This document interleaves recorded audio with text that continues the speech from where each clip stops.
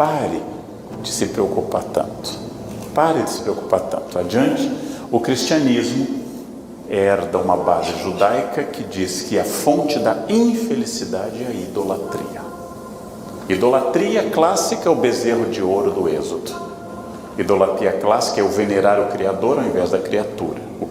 Criatura ao invés do Criador. A idolatria clássica é venerar o dinheiro, o sexo e assim por diante.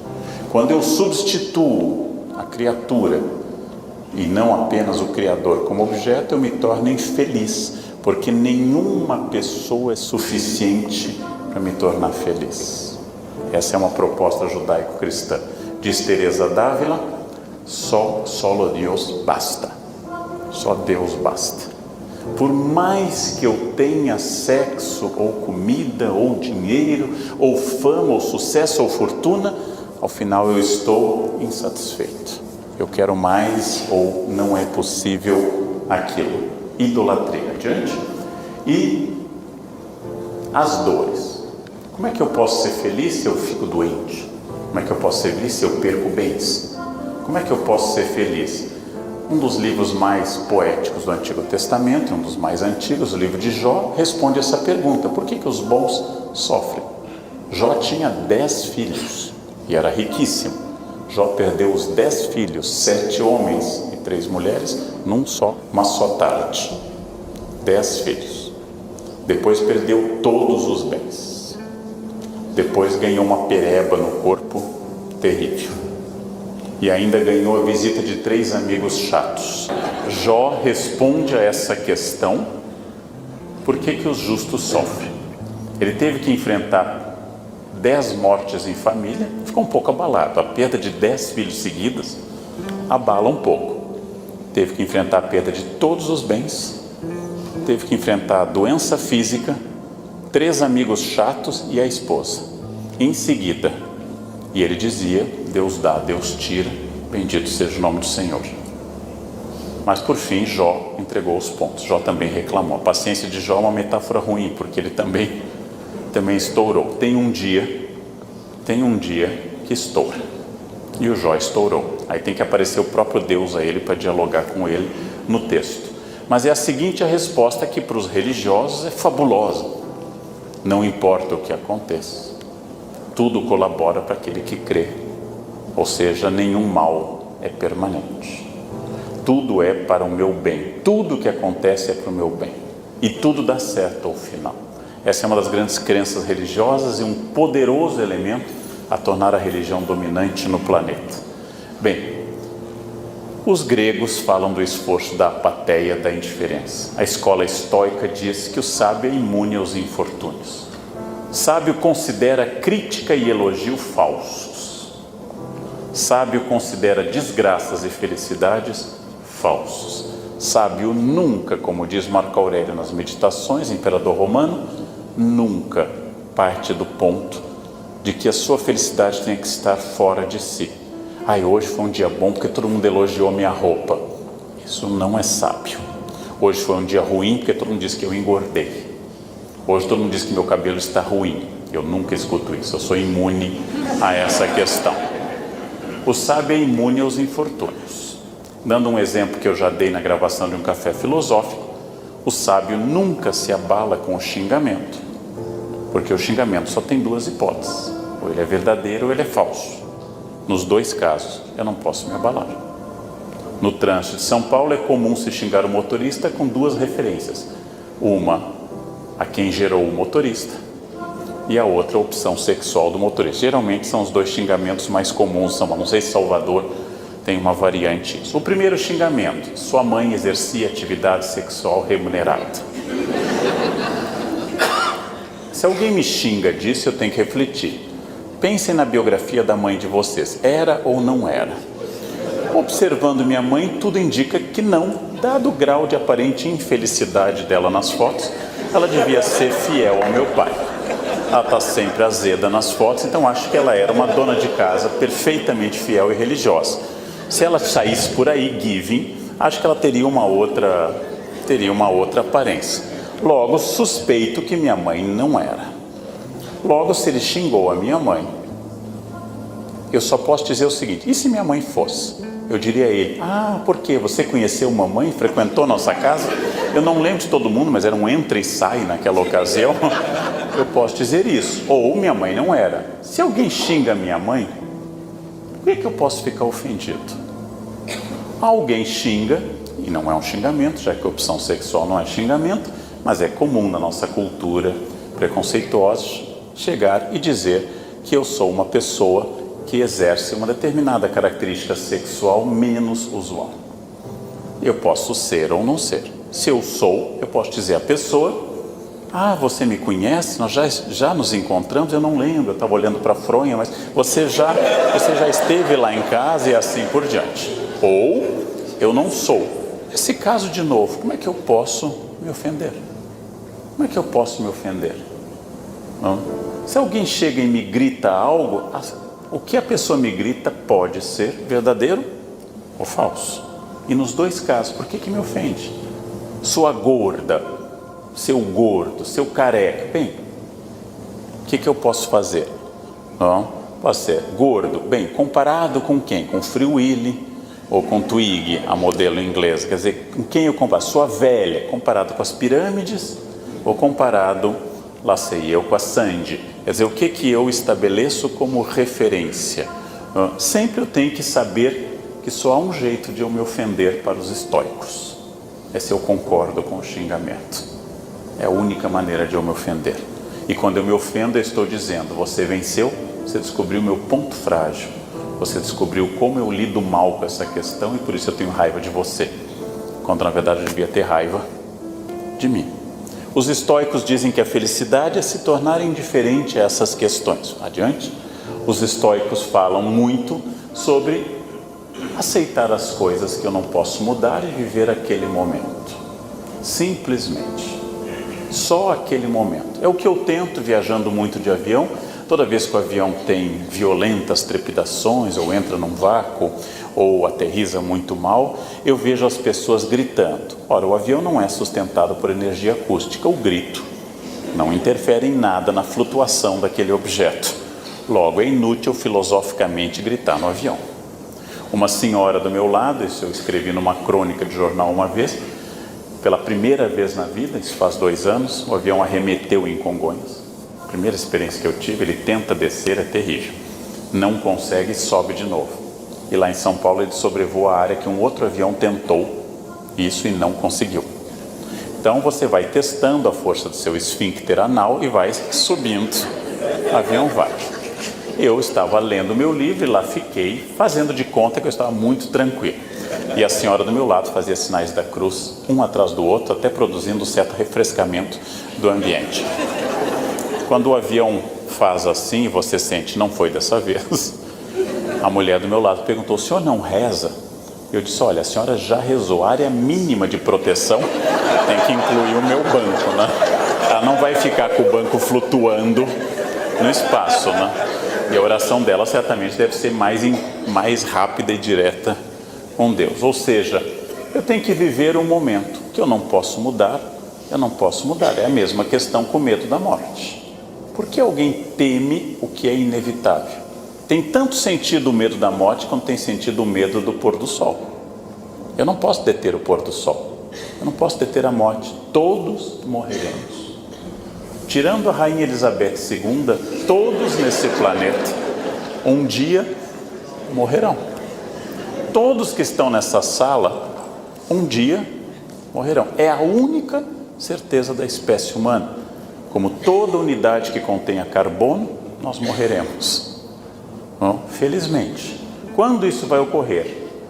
Depende de uma série de perspectivas. Eu tenho que viver este momento. Adiante. Com isso, eu tenho que levar em conta que a nossa sociedade levou em conta o estoicismo, o cristianismo, o budismo e todas essas teorias que a gente poderia falar muito mais tempo, e disse que não, felicidade é consumir. Felicidade é comprar.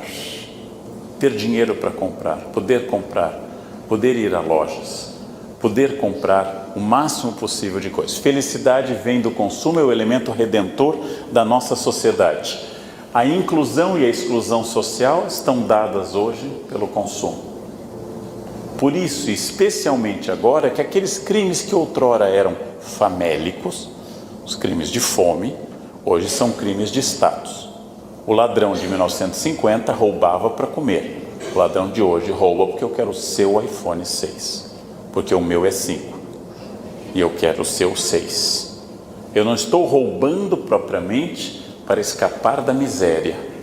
Eu estou roubando porque eu quero o seu status, eu quero o seu progresso material, eu quero o seu tênis importado, eu quero o seu carro.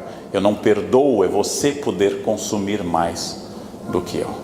Esta é uma explicação nova de uma identidade de pessoas que andam pela rua com logotipos na roupa cada vez maiores. Tem uma Polo com um cavalinho que o cavalo já está nas costas, já é um cavalo enorme, gigantesco. Eu estou pagando para fazer propaganda da sua marca, porque aí vem a grande inversão que o Bauman adverte. Eu não sou mais um sujeito que compra, mas eu sou também um objeto de consumo. Eu sou um outdoor, eu sou um objeto de consumo. Adiante? Essa questão, diz Bauman, que hoje as lojas são farmácias. Por quê? Está deprimido, compra. Está mal, compra. Comprinhas sobem o ânimo de qualquer pessoa. Então funciona como se as lojas vendessem pílulas de felicidade. Bauman sugere no livro 44 Cartas que as lojas sejam autorizadas pela agência de saúde para poder vender e provocar felicidade nas pessoas.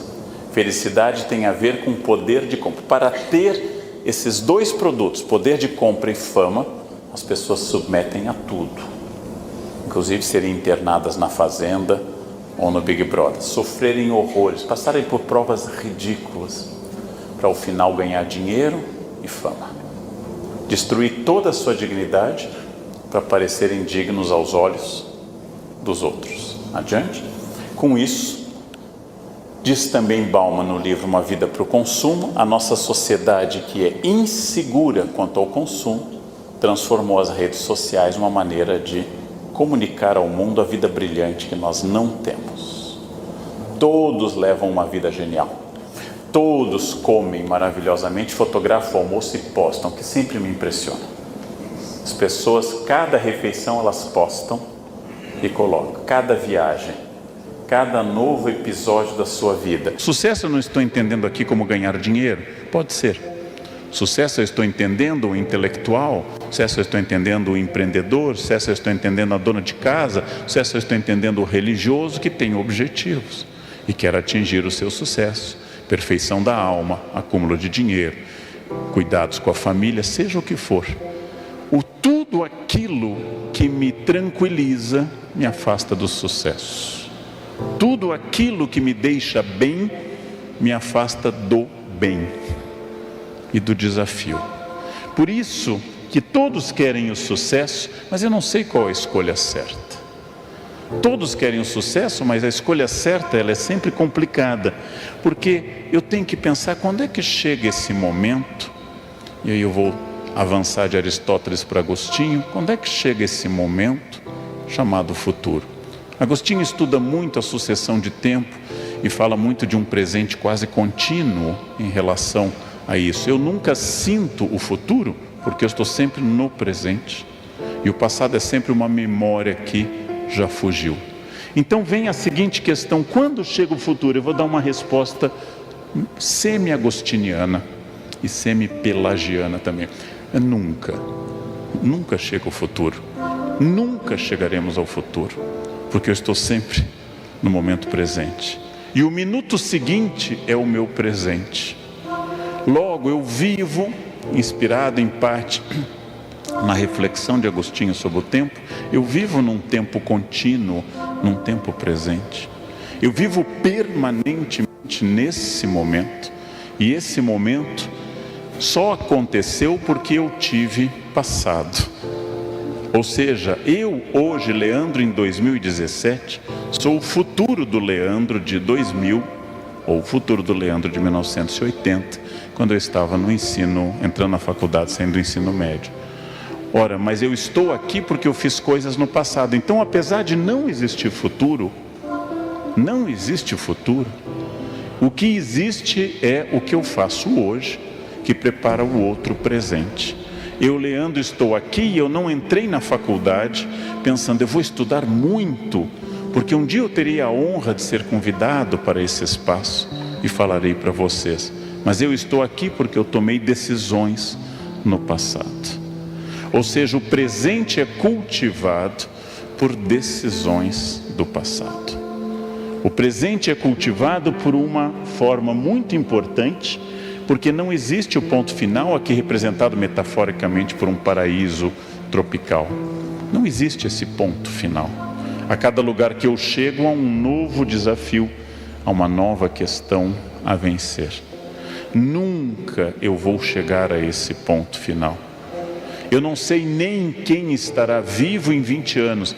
Há uma chance grande de ser a Rainha Elizabeth II, talvez o ex-presidente Sarney, mas eu não sei quem estará vivo em 20 anos. A vida é surpreendente, eu vou insistir nesse ponto, quando a gente pensa que as mudanças podem ser muito rápidas. Há 48 horas, esse era o jornalista mais bem pago, mais respeitado, ocupando o posto mais importante da imprensa brasileira. Hoje está sem emprego. Ó fortuna, velut luna, diz a Carmina Burana, a fortuna muda como a lua, não? Não existe paz no mundo, nulla pax in mundo, diz um moteto do Padre Vivaldo. Não existe paz no mundo, porque a cada dia vem uma questão para deixá-los animados nesse instante que vocês me escutam, dentro de vocês ou de mim pode estar se desenvolvendo um tumor. Olha que coisa bonita para pensar nesse novembro azul. Olha que coisa bonita. Eu nunca sei o passo seguinte. Assim como eu vim para cá, vindo do aeroporto, o carro poderia ter tido um problema. Tudo é muito rápido, muito passageiro. Tudo se transforma e as questões do mundo permanentemente são desafiadas. E esses desafios são sempre um caminho aberto. Nós temos diante de nós um caminho aberto. Eu não sei esse futuro. Eu tenho apenas a capacidade de planejar o presente, mas voltando à noção agostiniana, capítulos passado, presente e futuro, o futuro é quase esvanecido, quase desaparecendo. Porém, eu vou substituir essas palavras agostinianas por palavras contemporâneas. Por passado eu entendo a experiência que trouxe cada uma e cada um até essa noite. Por presente eu entendo a ação de estar aqui. Quantas pessoas caminhando através da cidade eu vi estavam em bares. Vocês estão em uma palestra uma noite de quinta-feira. Ou seja, essa é uma ação. O que for decidido internamente por cada um vai marcar o presente de amanhã, ou seja, o dia de amanhã, que será o seu futuro. E essa antecipação que os gregos chamam de strato-agos, o estratego, é a antecipação chamada estratégia. Estratégia é a capacidade de eu me antecipar. É uma virtude que começa com a infância a crescer, mas nenhuma criança é estratégica. Nenhuma criança jamais disse à mãe, coloque um casaquinho, porque o tempo pode virar. Isso é um pensamento que a gente só tem na terceira idade. À medida que envelhecemos, a bolsa vai sendo munida de remédio, casaquinho, guarda-chuva, papel higiênico. Quanto mais envelhecemos, mais vamos ficando estratégicos. Porque nós sabemos, diz o Hamlet, que a consciência nos torna covardes. Nós sabemos que é importante estar preparado. Estratégia é a capacidade de eu me antecipar. Estratégia é tipicamente humana, é a capacidade de pensar o que pode acontecer e me preparar para isso. O termo militar grego, estratego, acabou se tornando um termo empresarial contemporâneo. Há uma estratégia, e essa estratégia ela é muito importante. E lembrem-se, o erro é parte da espécie humana. Não há ser humano que não erre. Quem não erra não é humano. O humano é errado. Só temos dois tipos de erros, os fatais e os não fatais. Os fatais não precisam ser analisados, os não fatais precisam. Os italianos dizem, eu gosto muito, não há cogumelos não comestíveis, todo cogumelo é comestível, alguns apenas uma vez.